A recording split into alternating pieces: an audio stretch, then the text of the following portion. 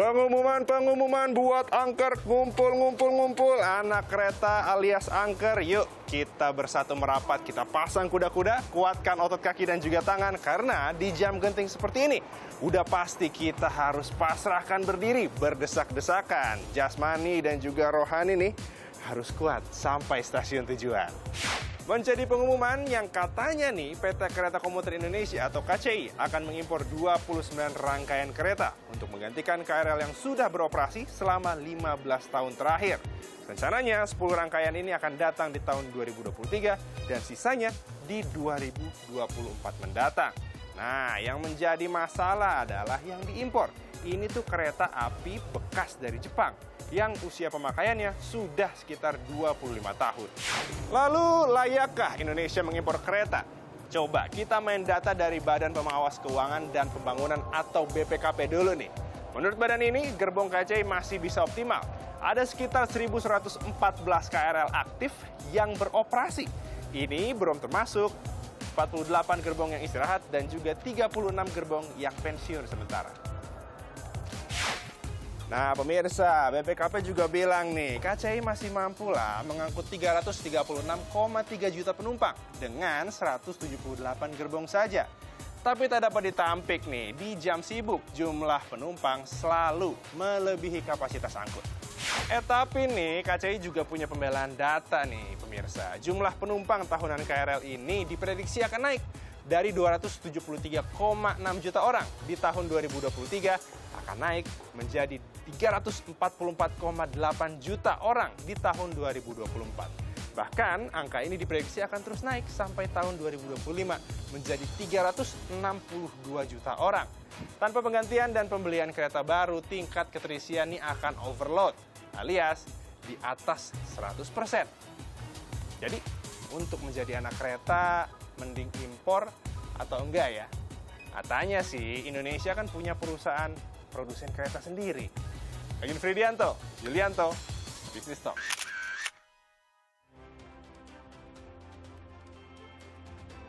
Selamat malam saudara, Anda kembali menyaksikan Business Talk bersama saya Mahasiswa Tarigan. Rencana impor kereta bekas dari Jepang tuai polemik, sementara sampai saat ini belum ada keputusan final. Jadi atau tidak impor kereta bekas di tengah mulai pulihnya aktivitas masyarakat membuat moda transportasi di KRL penuh. Untuk membahasnya lebih jauh telah bergabung bersama kita ada Pak Arya Mahendra Sinulinga, staf khusus Menteri BUMN. Selamat malam Pak Arya. Suaranya belum dinyalakan, Pak Arya? Selamat malam, Mbak Ilona. Oke, Pak Arya, saya langsung ke pertanyaan. Kalau kita lihat rencana impor kereta bekas dari Jepang ini jadi polemik. Sebenarnya sudah ada keputusan final belum sekarang? Belum ada. Karena ada. kemarin kan sudah ada hasil dari BPKP yang kita harus hargai. Tapi kita akan cari solusi nanti. Ini kita berkoordinasi ke Menko, Marves, kemudian ke Kementerian Perhubungan juga, kemudian juga Kementerian Perindustrian. Kita cari jalan tengah, bagaimana caranya supaya kita bisa dapat solusi untuk ini semua gitu. Tapi kan sejauh ini kalau kita lihat audit BPKP menyimpulkan impor tidak direkomendasikan, begitupun dengan Menko Marves. Nah kalau Kementerian BUMN sendiri berdiri di mana nih? Apakah tetap akan mendukung impor atau? Kita bukan soal dukung impor atau nggak dukung impor, tapi soal bagaimana kita memenuhi kebutuhan dari kereta kita ini. Kan penumpang kan nggak bisa, ya harus kita kasih kenyamanan. Yang pertama itu keamanan. Yang kedua adalah kenyamanan. Jadi kita tetap jaga namanya keamanan mereka dan kenyamanan mereka. Jadi ini soal impor atau nggak impor, betul itu jadi penting. Tapi yang utama kita adalah bagaimana supaya terpenuhi kebutuhan akan gerbong bagi penumpang dari sisi keamanan maupun dari kenyamanan. Oke, Pak Arya kan tadi mengatakan bahwa nanti akan berdiskusi lagi begitu ya dengan Kemenko Marves. Nah, targetnya kapan kira-kira keputusan itu dapat kita lihat? Nanti ini nggak akan lama ya, karena kan sangat penting ya. Maka kita harus cari cara, solusi bagaimana, apa yang bisa kita cari, itu yang akan kita lakukan. Gitu, Mbak. Oke, Pak Arya, salah satu alasan ketika impor tidak direstui begitu ya dari Kemenkomarves maupun audit dari BPKP itu karena estimasi biaya dikatakan tidak meyakinkan begitu. Nah, sebenarnya bagaimana sih kalkulasi yang diberikan saat itu? Kalau saya baca bukan soal ini ya, bukan soal itu di perawatannya mungkin yang dianggap itu ya, tapi dari sisi pengadaannya kayaknya nggak ada masalah ya. Sepertinya, coba dicek lagi deh. Yang jadi masalah mungkin lah di perawatannya, di maintenance-nya berikutnya. Tapi dari segi harga kayaknya enggak. Tapi memang yang jadi pertimbangan lain adalah soal jumlah. Apakah dibutuhkan jumlah segitu besar? Ya, apakah tidak bisa lagi dilakukan yang namanya mengubah jumlah gerbong untuk daerah yang padat sama jumlah gerbong untuk daerah yang tidak padat? Hanya ya begitu yang diusulkan. Ini kita lagi kasih hitungan-hitungan lagi kepada semua. Oke. Semoga bisa dapat jadi bahan diskusi buat semua nantinya. Dan juga masalah maintenance juga nanti itu juga akan diberikan data-data semua mengenai kan kita bukan kali ini ya melakukan impor terhadap kereta Jepang. Jadi saya rasa kita berangkat dari apa yang sudah kita lakukan selama ini itu mungkin nanti hitung-hitungannya akan kita lebih detilkan jelaskan kepada pihak-pihak yang memang melakukan pengukuran untuk itu gitu. Oke, tapi sebenarnya mungkin ini sekaligus membukakan mata masyarakat begitu ya Pak Arya. Apa sih sebenarnya keterdesakan kita harus impor kereta bekas ya? Kan gini, bekas. ya, kan gini ya. Sebenarnya kereta itu KAI itu udah punya planning sejak tahun 2019, 2020, 2021. Udah punya planning sebenarnya mereka. Cuma kondisinya pada saat itu ya kan kita corona, Mbak. Ketika corona itu kan ada ketidakpastian kapan corona akan berakhir. Sementara jumlah penumpang menurun. Jumlah penumpang menurun, kemudian KAI juga tidak mengalami juga kerugian pada saat itu. Karena penumpang kan turun drastis itu. Sampai 70% kan waktu kita hari itu corona itu kan. Nah, pada saat itu tanggal 2 tahun 2021 kan tidak berani mereka mengambil keputusan untuk memesan gerbong kepada Inka.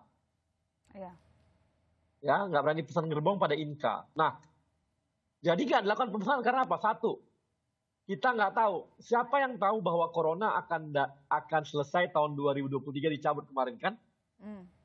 Nah, nggak ada yang tahu nih.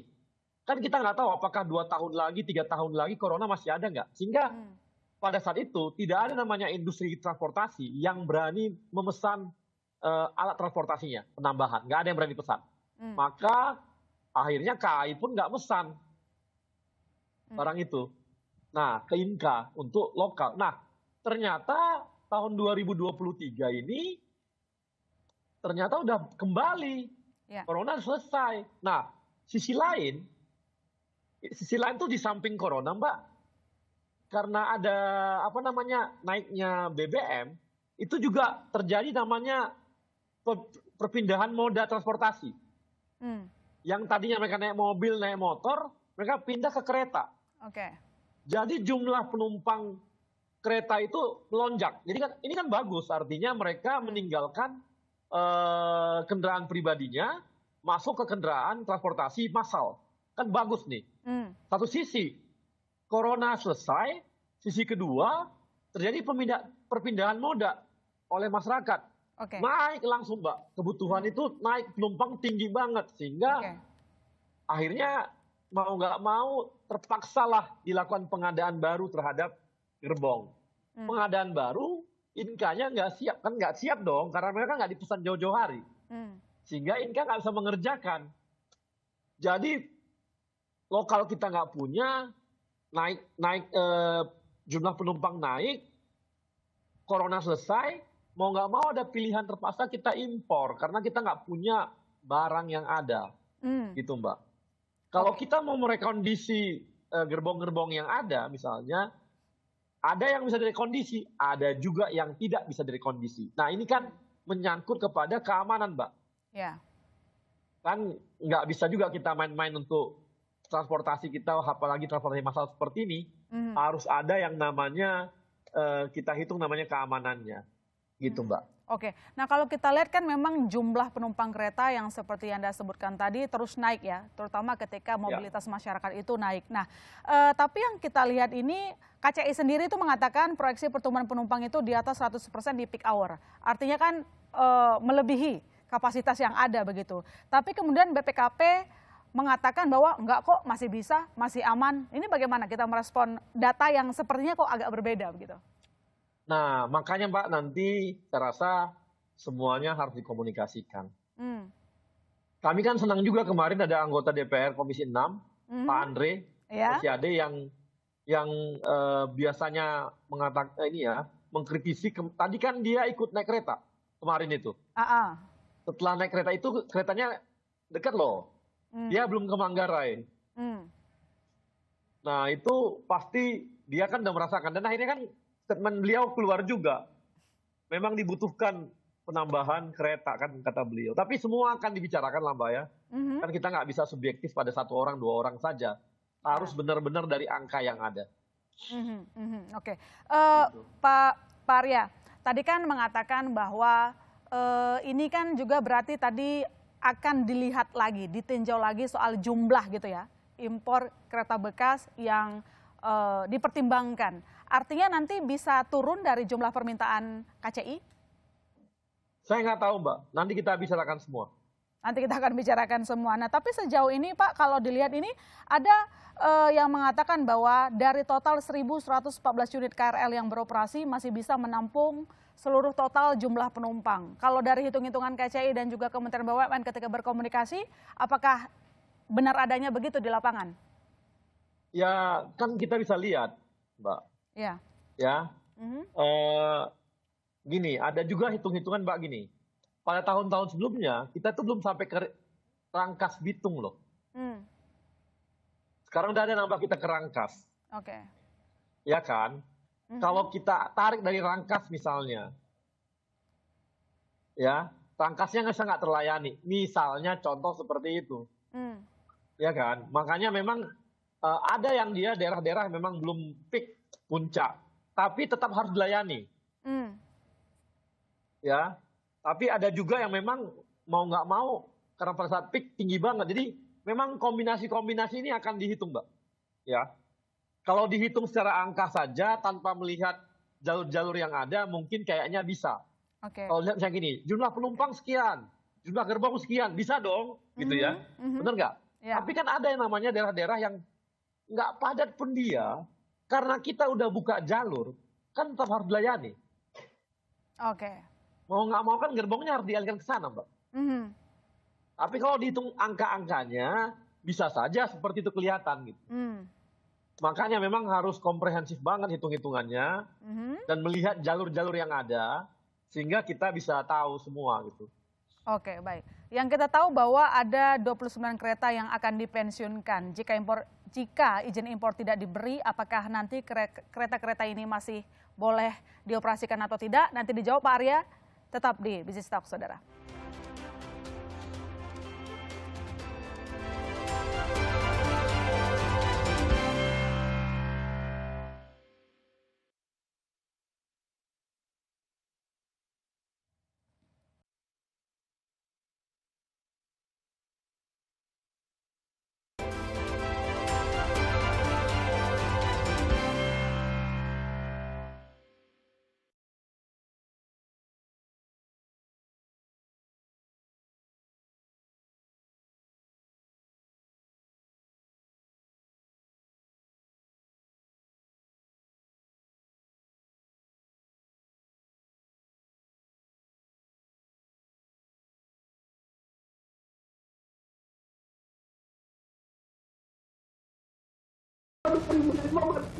Barangnya sudah bisa terkirim, berarti gedung kosong itu 2021 sudah bisa memproduksi dan 2022 sudah sampai, Pak.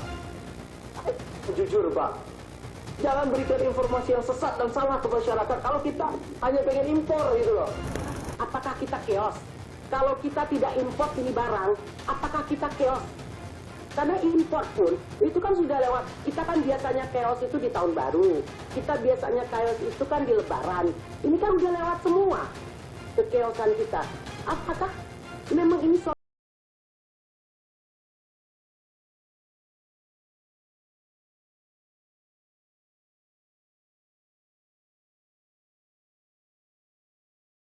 Kita lanjutkan diskusi malam ini dan telah bergabung di segmen ini ada anggota Komisi 6 DPR Andre Rosiade. Selamat malam Pak Andre. Selamat malam Mbak Ilona. Terima Selamat kasih. malam Bang Arya Sinulinga. Sama Bang apa satu lagi tadi? Bang Dedi Bang Herlambang. Dedi. Ya. Halo. Dan saya juga menyapa Pak Dedi Herlambang, Koordinator CLMania. Selamat malam. Oke, saya langsung ke Pak Andre dulu. Tadi headline-nya itu tentang Anda yang sedikit mengkritisi soal impor, rencana impor ya, kereta Jepang gitu. Nah, apa alasan saat itu menolak? Dan kemarin katanya sempat nyoba ya, naik kereta di jam sibuk. Gimana rasanya? Ya, pertama soal menolak ya. Jadi gini Mbak Ilona, kami ini di Komisi 6 tahun 2020 sudah mendatangi pabrik Inka di Banyuwangi. Ya. Manajemen dan direksi Inka sudah memaparkan kepada kami anggota Komisi 6 dalam kunjungan kerja Komisi 6 DPR RI di Inka bahwa pabrik Inka itu sudah selesai dan siap menerima order dari KCI. Ingat ya, sudah selesai ya. Karena saya ulang-ulangi sudah selesai dan siap menerima order dari KCI. Karena kenapa saya ulang-ulangi sudah selesai? Karena narasi yang dibangun adalah pabriknya belum selesai dan baru selesai dan diresmikan oleh Pak Tiko 9 Maret 2023. Saya tegaskan pabriknya di saat kami kunjungan kerja Desember 2020 itu persis sama kondisinya dengan 9 Maret 2023 Pak Tiko resmikan. Persis sama ya. Jadi isinya dan bentuknya. Jadi pabrik itu sudah selesai. Kami kunjungan kerja dan menerima paparan dari Pak Budi Novi di Rut Inka sebelum sekarang ya bahwa pabrik Inka siap beroperasi. Lalu di Januari 2021 kami dari Komisi 6 mengusulkan kepada Kementerian BUMN, kepada KAI, kepada KCI untuk memberikan order KRL ini kepada Inka. Jangan lagi mengimpor kereta bekas dari Jepang. Itu yang kami sampaikan dari Januari 2021. Nah, berulang-ulang kali kami ulangi dan kami ingatkan. Nah, lalu yang kedua, berkat dorongan kami di Komisi 6, pihak Inka melakukan lobby dan komunikasi dengan pihak KCI. Ya. Lalu termasuk dibantu oleh Kedeputian Menteri BUMN yang membawahi asisten Deputi Menteri BUMN yang membawahi Inka dan KAI ya. Nah, itu disupervisi agar disegerakan ada kontrak. Lalu ternyata ya didorong, dipush oleh pihak Kementerian BUMN nggak jalan-jalan. Akhirnya ada MOU di 2022 Maret kalau nggak salah atau Mei, saya lupa tanggal persisnya. Nah itu pun MOU itu setelah Presiden Jokowi melakukan koreksi dan komplain secara terbuka waktu itu di pengadaan TKDN Pak di Pertamina. Nah, setelah kejadian itulah ditambah dorongan dari asisten deputi Kementerian BUMN yang membidangi KAI dan Inka, akhirnya ditandatangani MOU itu. Tapi nggak ada kabarnya lagi setelah MOU hilang dari. Nah tiba-tiba September 2022 KCI berkirim surat untuk meminta persetujuan impor. Lalu kita mendengar di berbagai media di awal 2023. Nih, di awal 2023 kami di DPR mendengarkan adanya pengajuan persetujuan impor dan ditolak oleh Kementerian Perindustrian. Ya. Ditolak dulu sama Kementerian Perindustrian di Dirjen LHT ya. Nah, setelah kami tahu ada penolakan, kami kaget ternyata hari ini ya? Ada pengajuan permohonan impor. Padahal kita sudah mendorong untuk beli Inka dari jauh-jauh hari. Nah, ini kejadian sejarahnya ya. Lalu Setelah itu, karena ada penolakan, lalu kami berinisiatif di Komisi 6 memanggil KAI dan KCI, menanyakan perkembangannya, kenapa Anda impor.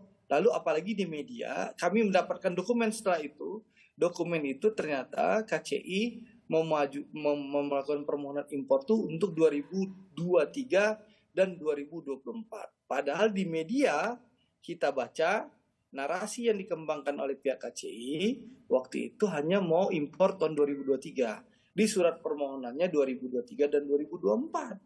Makanya inilah yang kami kritisi. Jadi ya kami kritisi alasannya mereka 2023 dan 2024 harus ada yang dirumahkan atau absolut dipensiunkan. Nah, kalau sudah tahu dan sudah memprediksi dari awal, kenapa hal ini tidak dipesan jauh-jauh hari? Padahal kami di DPR sudah mengingatkan. Nanti kan alasannya nggak ada uang, kita COVID, gitu kan? Pan pasti narasinya. Kami sudah tanya kondisi keuangan KCI waktu itu. DER-nya seperti apa? Debt equity rasionya juga masih bagus. Itu satu ya. Yang kedua, urusan kereta cepat Jakarta-Bandung aja, kami di DPR memberikan dukungan penuh ke Bang Arya itu. Sehingga kereta cepat Jakarta-Bandung insya Allah Juli ini sudah bisa diuji cobakan dan segera akan diresmikan oleh Presiden di ulang tahun kemerdekaan Indonesia di 17 Agustus nanti gitu loh. Atau tanggal 18 Agustus. Nah, masa urusan KRL kalau nggak bicara sama DPR, kalau bicara DPR kan tentu kita akan bantu solusinya bagaimana soal anggarannya gitu loh. Tapi kan mohon maaf dengan segala hormat memang diduga memang niatnya dari awal ingin impor.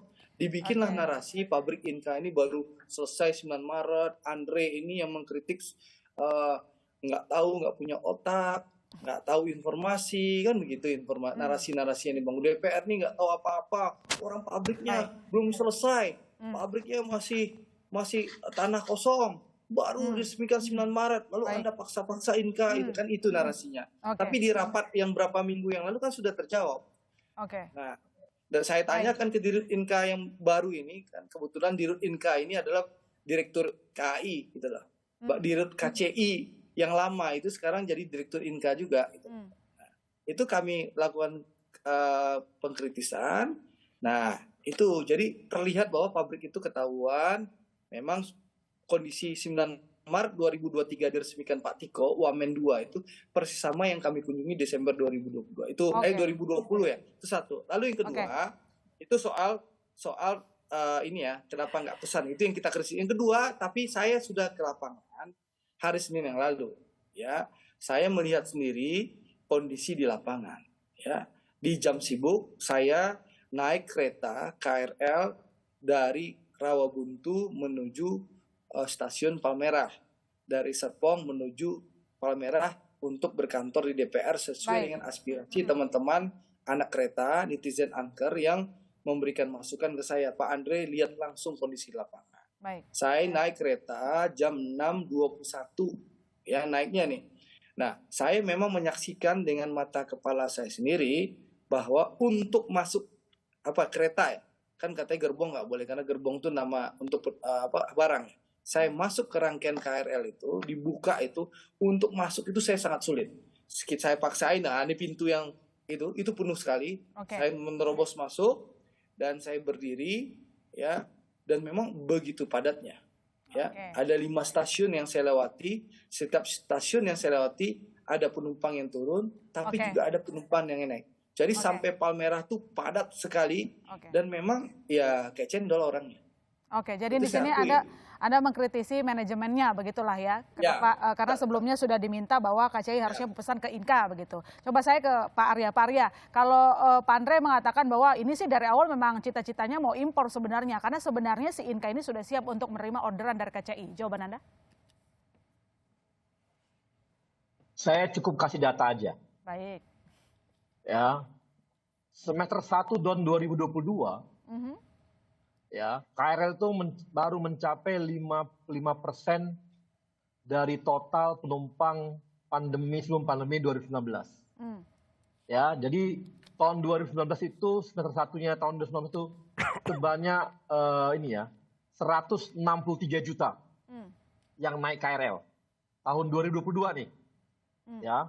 Kemudian sementara semester 1 tahun 2022 itu baru mencapai 89 juta. Jadi belum mencapai titik awal seperti tahun 2019. Ya.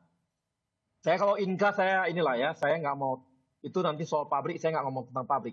Saya cuma ngomong tentang bahwa tahun 2022 itu data jelas bahwa jumlah penumpang hanya 50% dari tahun 2019. Ya, itu data itu, fakta dan data. Okay. Siapa yang berani pesan kereta pada saat kondisi penumpang masih seperti itu? Apalagi tahun 2022 loh ini, yang saya ngomong data. Apalagi tahun 2021. Kalau tadi corona nggak ada, kita sepakat nih, berarti salah mereka nih. Tapi karena corona nggak ada, itu nggak berani. Pasti siapa yang berani pesan kereta pada saat itu, ketika penumpang belum tercapai dan corona kita belum tahu selesainya kapan, karena memang harus dipesan 2 tahun sebelumnya. Jadi tahun 2021-22 aja jumlah penumpang baru segitu. Jadi memang nggak ada yang berani pesan pada saat itu. Ya, nggak ada namanya mau pada saat corona siapa industri transportasi mana yang berani nambah armadanya? Nggak ada yang berani. Jadi karena belum ada kepastian kapan corona ada. Walaupun Inkanya siap, tapi kalau tidak siap di jumlah penumpang, siapa yang berani? Karena dulu itu proyeksi tahun 2023 itu dengan proyeksi nggak ada corona. Ini corona ada. Dan datanya seperti tadi. Saya tanya, siapa manajemen perusahaan yang berani pesan moda transportasinya pada saat corona ada walaupun pabriknya siap? Ya, tapi gini, seperti saya katakan, ini adalah bukan soal kita soal impor ini. Nah, ketika corona selesai, naik jumlah penumpang, ditambah lagi BBM-nya naik. Orang berpindah moda dari motor pindah ke kereta api. Ini bagus banget. Memang harapan kita kan memang orang makin banyak naik kereta daripada naik itu. Jadi jumlahnya naik daripada prediksi awal malah. Jadi inilah kondisi yang harus yang terjadi. Gitu. Makanya kalau tadi data itu bisa menjawab itu, kira-kira manajemen mana yang berani pesan kereta ketika tahun 2022 aja semester pertama masih 50% dari jumlah penumpangnya. Oke, baik. Saya ke Pak Dedi, Anda yang pengguna loyal ya dari kereta selama ini, apakah memang sesignifikan itu kenaikan jumlah penumpang terutama di peak hour? Baik, begini, izinkan saya diawali dengan sejarah dulu ya. Jadi saya menggunakan kereta sudah puluhan tahun, sejak zamannya KRL jadul dulu, sampai mulai dari KRL tuh pada naik di atap, dan juga saat itu juga masih ada kereta Eko Panas, istilahnya kalau dalam tanda kutip tuh non AC, kereta itu sering rusak, hampir tiap hari rusak. Kalau kereta itu kita kalau rusak sering jalan kaki menuju stasiun terdekat atau mungkin patungan dengan teman-teman penumpang lainnya untuk menuju ke tempat tujuan. Jadi memang kondisinya seperti itu dari sejarah.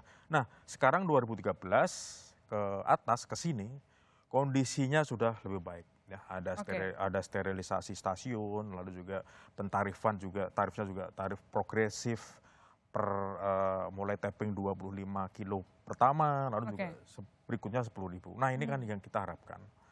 Jadi sebenarnya kalau dari polemik ini yang sudah lama, kalau kita amati sejak Januari kalau tidak salah, Januari mungkin 3 bulan sampai sekarang, polemik ini masih belum ada selesai. Ya, jadi kami sebagai pengguna atau end users atau penumpang lah, sebenarnya kita tidak mau dikatakan sebagai penumpang ya, penumpang itu objek lah.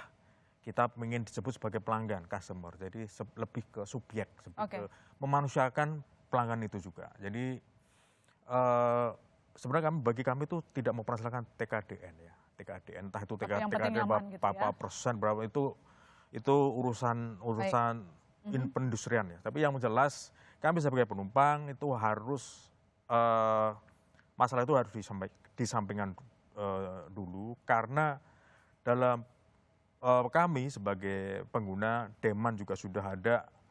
Yang kita harapkan adalah adanya standar pelayanan minimum, yang di situ juga ada disebutkan ketersediaan sarana prasarana, keselamatan, keamanan, kemudahan, kenyamanan, dan sejenisnya. Baik. Jadi ada jaminan itu, dan juga jaminan kehandalan, di situ juga ada SPM masalah kehandalan. Nah, sejauh ini sejak tahun 2000 kita menggunakan KRL bukan baru dari Jepang. Sejauh ini baik-baik saja, fine-fine saja. Jadi apa jadi permasalahan, jadi impor itu dilarang, mungkin bagi kami mungkin ada polemik ya, kenapa itu tidak dari dulu. Tadi juga Bang Arya sudah bicara mengenai masalah itu, karena kondisi pandemi jadi tidak bisa beli baru. Oke lah, itu masalah perencanaan. Tapi sekarang kondisi kami di sini membutuhkan sarana yang sangat banyak.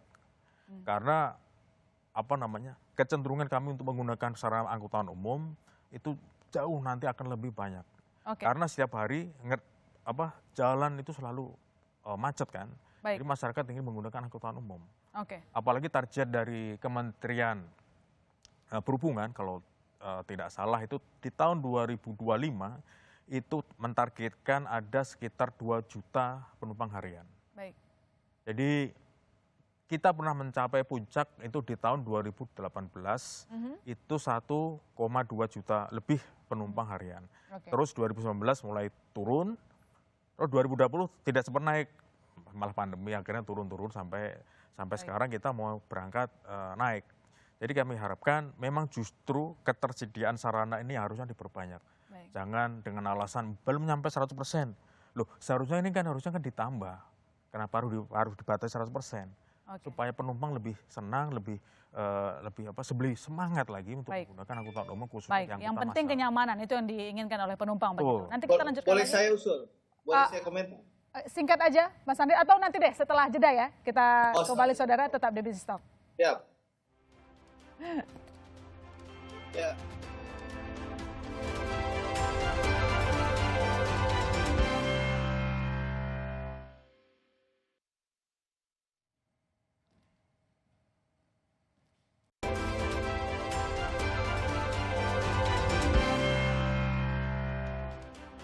Kita lanjutkan diskusi kita malam ini. Telah bergabung Mbak Titis Nurdiana, wartawan Sinar Kontan, tetapi di segmen ini tanpa Pak Arya Sinulinga karena ada acara. Jadi saya ke Pak Andre yang tadi sempat saya potong, tadi katanya ada solusi, win-win solution begitu ya. Apa itu? Ya, saya rasa ini kan sudah clear dan clean. Pertama, Pak Arya Sinulinga sebagai staf khusus 3 Menteri BUMN sudah mengakui bahwa pabrik Inka itu siap. Jadi kalau ada narasi bahwa pabrik Inka tidak siap itu terbantahkan sudah. Ya, jadi jangan lagi ada yang mensosialisasikan pabrik Inkanya tidak siap, baru diresmikan 9 Maret. Itu clear. Pak Andre, aku mau sedikit aja. Siap yang dimaksud Inka itu adalah memenuhi seluruh pesanan begitu? Jadi gini Mbak, yang siap itu mulai dari order, dari KCI dapat order sampai selesai itu butuhnya 18 bulan. 18 bulan itu termasuk membeli mesin dan juga spare part yang dibutuhkan untuk memproduksi. Itu butuhnya 18 bulan. Jadi kondisi Desember 2020 yang kami survei dulu persis sama dengan kondisi 9 Maret 2023 yang diresmikan oleh Pak Tiko, Wakil Menteri BUMN 2. Dan itu udah diakui Pak Arya, jadi kita nggak usah berdebat itu lagi. Nah, sekarang kita harus mencari solusi. Saya sudah menyaksikan secara langsung bahwasanya di jam padat antara jam 6 dan jam 8 itu harus ada solusi untuk menambah pertama rangkaian. Jadi menambah kereta dalam rangkaian, ya. Karena dengan rangkaian yang ada saya naik di Rawabuntu menuju Palmerah itu begitu padat. Kayaknya itu orang dalam. Itu saya merasakan langsung. Ya, hanya sekali loh. Apalagi kalau Kang Deddy yang tiap hari ya, gitu loh. Lalu yang kedua juga ada jedanya. Saya lihat Rawabuntu itu dari 6.21 ke 6.30, ada 9 menit. Padahal kalau bisa kan per 5 menit sudah ada kereta yang baru kan. Nah, jadi memang butuh ada tambahan. Nah, sekarang tentu harus ada keputusan dari pemerintah, ya, apakah ya yang 2023 ini mau kita apakan gitu. Kalau menurut saya kalau 2024 saya rasa kita bisa retrofit. Waktu ada.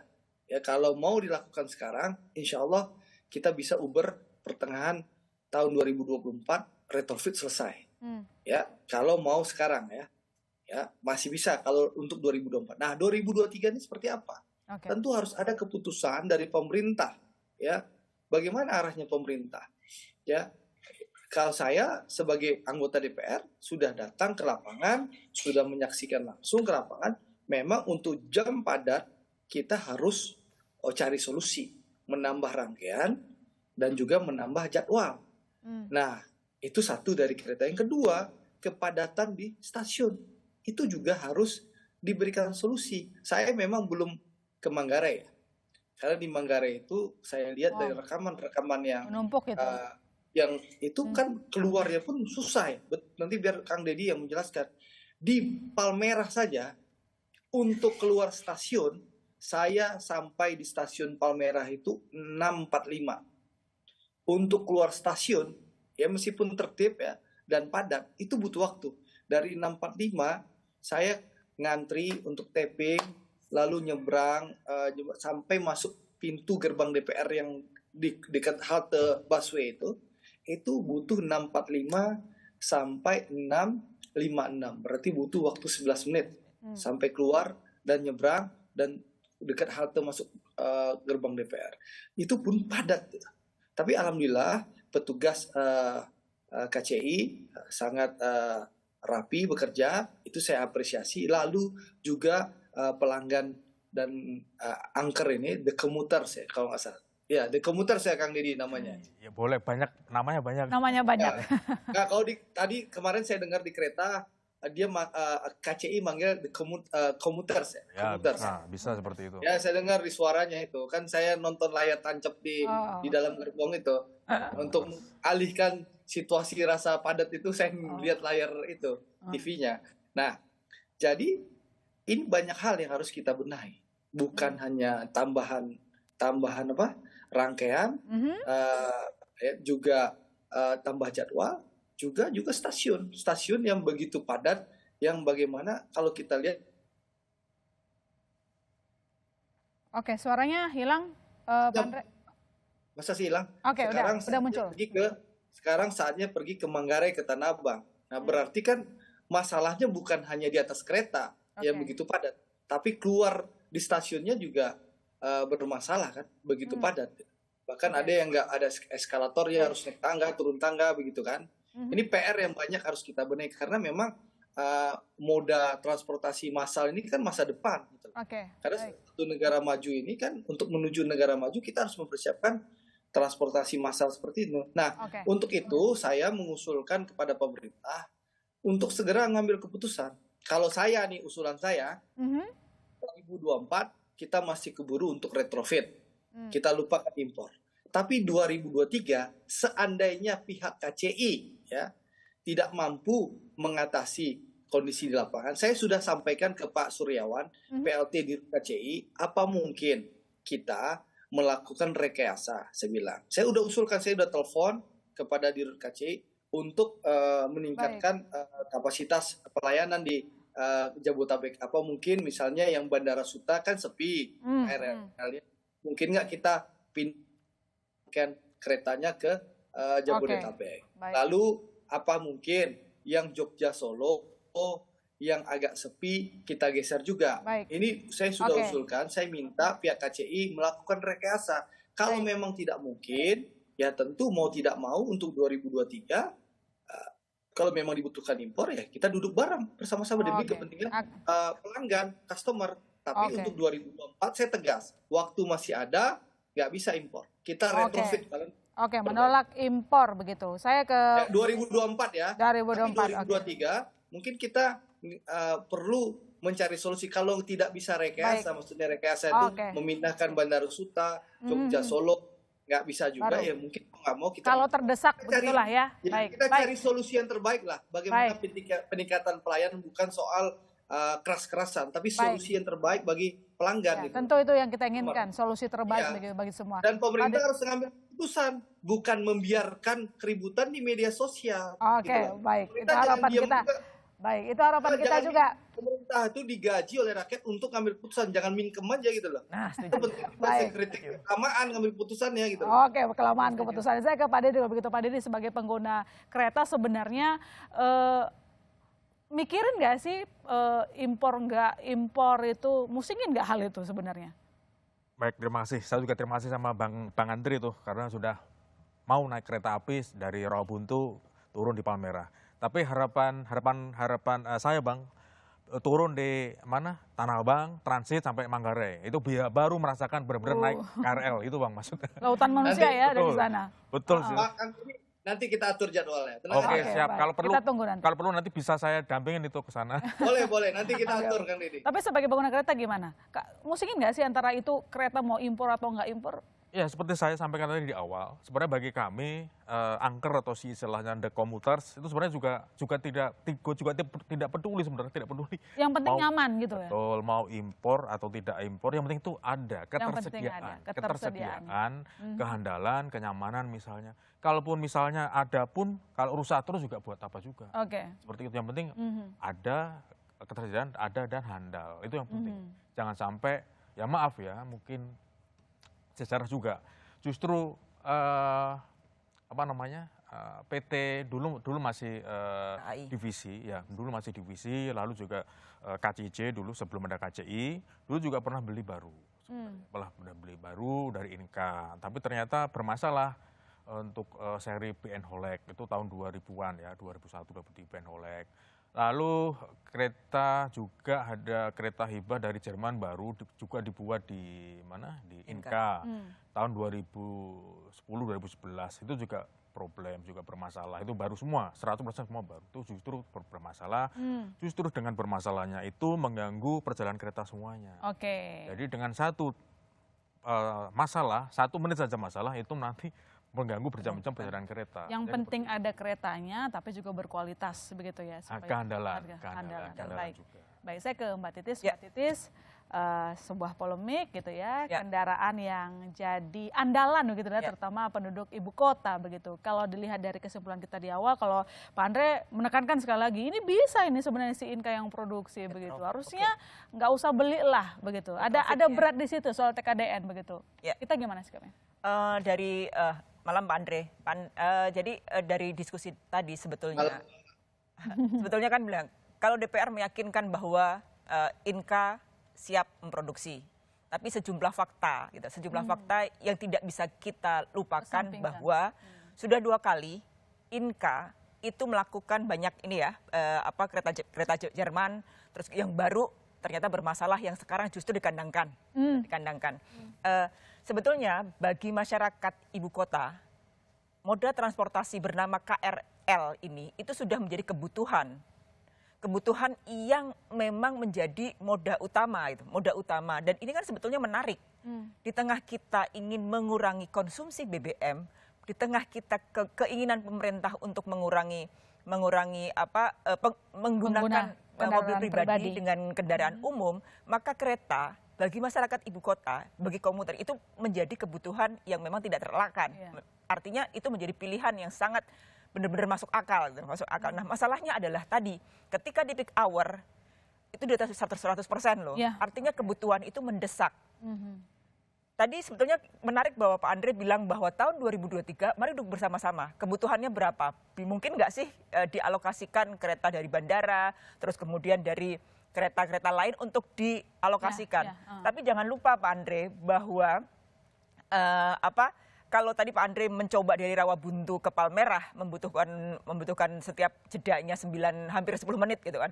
Ditambah 1, maka ada pengguna lain, moda transportasi lain di persilangan kereta menunggu 10 menit atau 9, sekian itu tuh juga akan menimbulkan kemacetan lainnya. Ini yang harus dipikirkan juga pemerintah. Apakah ketika menambah rangkaian gerbong ini menyelesaikan masalah kemacetan? untuk di masing-masing wilayah, kita kan sebenarnya ada kan dari Rangkas Bitung ke Palmerah, sampai ke Tanah Abang, terus kemudian dari Manggarai ke Bogor dan sebagainya, itu harus segera dikaji. Baik. Supaya menambah gerbong itu menimbulkan masalah lain, atau memang ada jalur-jalur yang memang sudah bisa untuk menambah rangkaian. Yang kedua bahwa sebetulnya kan ada masa beroperasinya sebuah rangkaian kereta. Nah, ketika ini kan juga mempengaruhi banyak hal. Ketika beli baru yang mahal, itu efek lanjutannya, efek gulirnya juga harus dipikirkan. Kenapa? Karena ini akan berpengaruh terhadap kos. Oke. Bisa saja bahwa rencana untuk menaikkan tarif itu menjadi lebih relevan karena harus mengimpor barang baru atau membuat barang baru. Nah, ini akan menjadi problem lagi di tengah upaya mengurangi kendaraan pribadi ke moda transportasi umum dinaikkan. Yang kemarin rencana Kemhub menaikkan tarif pun itu sudah memantik banyak protes. Ya. Itu padahal kan sebetulnya ini harus kalau kereta yang bekas kalau memang kebutuhannya mendesak sebetulnya dan sebenarnya Inka belum mampu dan kemarin telat mengorder, maka memang harus dicarikan solusi untuk tahun 2023. Ya. Tahun depan kalau Pak Andre kan bilang tahun depan, ayo kita ini lagi. Tapi ingat loh, tahun depan itu juga kalau kita memutuskan impor kah atau memproduksi, tantangannya juga berbeda lagi. Karena tahun depan ada tahun politik, yang tahunnya Pak Andre juga ya Pak Andre ya. Sementara sudah mendesak kenyamanan dari penumpang, dari masyarakat harus segera kita selesaikan. Masih panjang, saya yakin semua narasumber saya masih ingin bicara banyak tapi durasinya terbatas. Habis ya? Pak, sudah habis Pak Andre. 30 detik mungkin, 30 detik. Jadi yang disampaikan Mbak Sri ya? Pak Titis, itu kan itu kan tahun 2000 awal dan 2010 ya. Inka ini sudah berbenah, sudah melakukan perbaikan luar biasa. Jadi kita lihat KRL Bandara Suta dan KRL Jogja Solo kan luar biasa. Tidak bermasalah dan bisa dinikmati dengan baik. Jadi tidak usah khawatir berlebihan soal kualitas dan kemampuan Inka. Apalagi kita yang penting aman dan nyaman kereta. Insya Allah. Nah, tinggal kita harus cari solusi. Kalau 2024 saya punya keyakinan kita masih bisa retrofit ya.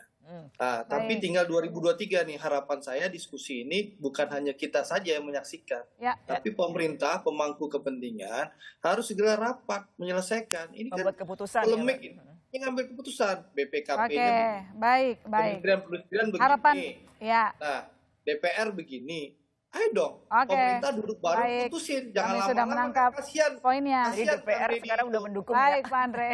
Baik, harapan kita sebenarnya solusi. Yang penting solusi yang pas untuk semuanya. Durasi sudah sangat habis, Bapak. Saya minta maaf, saya yakin semua masih ingin bicara, tapi saya yakin tujuan kita sama, yang penting solusi, terutama pengguna KRL. Terima kasih banyak, Pak Andre Rosiade, anggota Komisi 6 DPR, terima kasih banyak. Dan tentu saja terima kasih banyak Pak Dedi Herlambang, kurator Celmania. Terima kasih banyak, maaf durasi kita terbatas. Dan Mbak Titis Nurdiana, wartawan Surkontan. Dengan demikian saudara, jangan kemana-mana, Bisnis Talk masih akan segera kembali.